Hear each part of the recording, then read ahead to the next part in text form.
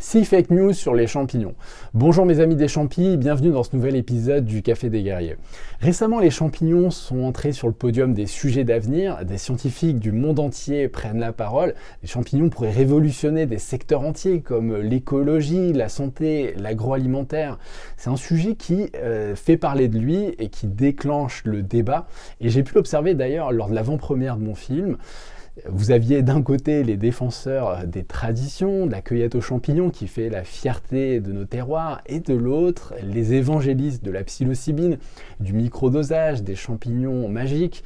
Bref, les champignons sont un sujet qui déclenche les passions humaines. Et si on réfléchit bien, ça date pas d'hier, puisque depuis l'Antiquité, les champignons ont à la fois été adorés pour leur qualité culinaire, leurs bienfaits, et aussi détestés pour leur potentiel toxicité. Et énormément d'informations circulent sur le sujet des champignons, sauf que j'ai remarqué qu'il y avait encore beaucoup de fausses informations, de contre-vérités, de fake news.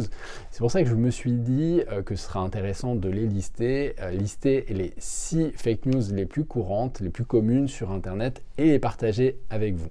C'est parti.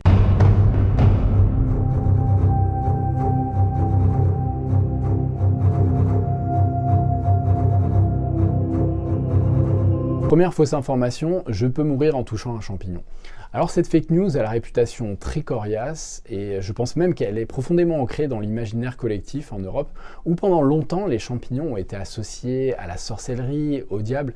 Et cette information a été reliée dans de nombreuses histoires populaires, contes, légendes et dessins animés. Vous vous souvenez certainement du passage de Blanche-Neige et les 7 nains de Walt Disney, où l'amanite tue-mouche, donc l'amanite muscaria, ce champignon rouge à points blancs et associé à l'univers de la sorcière. Je tiens à vous rassurer tout de suite, si vous touchez un champignon toxique, vous ne risquez pas de tomber malade. Votre peau vous protège de l'absorption des substances toxiques. Les risques proviennent de l'ingestion des amatoxines mortelles qui proviennent de certains champignons toxiques comme l'amanite phalloïde. En revanche, si vous touchez un champignon toxique, il faut absolument vous laver les mains pour éviter tout risque d'ingestion justement de ces substances toxiques. Fausse information numéro 2, les champignons sauvages ne sont pas comestibles. Alors j'ai été un peu étonné quand j'ai trouvé cette information sur internet, mais elle est pourtant réelle. De nombreuses personnes pensent qu'on peut manger uniquement les champignons qu'on trouve dans les supermarchés, qui se trouvent dans les petites barquettes. Alors si vous pensez ça, je vous rassure tout de suite, la nature regorge de délicieux champignons comestibles à mettre dans vos risottos, omelettes ou salades, à condition bien sûr de bien identifier le champignon. Si vous prenez toutes les précautions adéquates en matière d'identification, les risques d'empoisonnement sont très faibles. En cas de doute, bien sûr, veillez à demander l'avis d'un spécialiste. Ne mangez surtout pas un champignon que vous n'avez pas réussi à identifier de façon précise. Fausse information numéro 3, la cuisson des champignons fait perdre leurs vertus nutritionnelles. Alors si vous suivez cette chaîne, vous savez certainement que les champignons ont de nombreux bienfaits pour la santé. Ils contiennent une grande quantité de vitamines, minéraux et oligo-éléments. Et vous pouvez craindre peut-être que la cuisson fasse perdre ses qualités nutritionnelles aux champignons. Alors premièrement, la cuisson des champignons, à l'exception bien sûr de certains champignons du commerce comme le champignon de Paris, la cuisson est nécessaire puisqu'elle permet d'éliminer les toxines présentes dans le champignon. Il faut savoir que les champignons sauvages contiennent de nombreuses toxines qu'il est important d'éliminer avant leur consommation. Par ailleurs, les champignons contiennent une molécule qui s'appelle la chitine, qui est impropre à la digestion. Et la cuisson du champignon va permettre de casser cette molécule et la rendre digeste et libérer ses bienfaits pour l'organisme. Toutefois, les champignons peuvent bien perdre certains nutriments lors de la cuisson. En effet, selon cette étude africaine de 2016, certaines vitamines hydrosolubles comme la vitamine C et la vitamine B peuvent se perdre à la chaleur. En outre, selon cette étude américaine de 2021, certains minéraux restent stables après la cuisson comme le sélénium, le potassium et le cuivre. Quatrième fausse information, les champignons sont des plantes. Alors cette confusion existe depuis l'Antiquité, ce n'est que depuis 1969 que les champignons ont été exclus du règne botanique. Les champignons ne sont pas des plantes pour 3 principales raisons. Premièrement, ils ne contiennent ni tiges, ni racines, ni feuilles. Deuxièmement, à la différence des végétaux, ils n'ont pas dans leur structure de lignine, ils sont composés de chitosan et de chitine, qui sont des substances qu'on retrouve notamment chez les crustacés. Et troisièmement, les champignons ne font pas de photosynthèse, ils ne possèdent pas de chlorophylle, ce qui fait qu'ils ne peuvent pas produire eux-mêmes leur propre nourriture grâce au soleil. Ils sont obligés de la chercher ailleurs.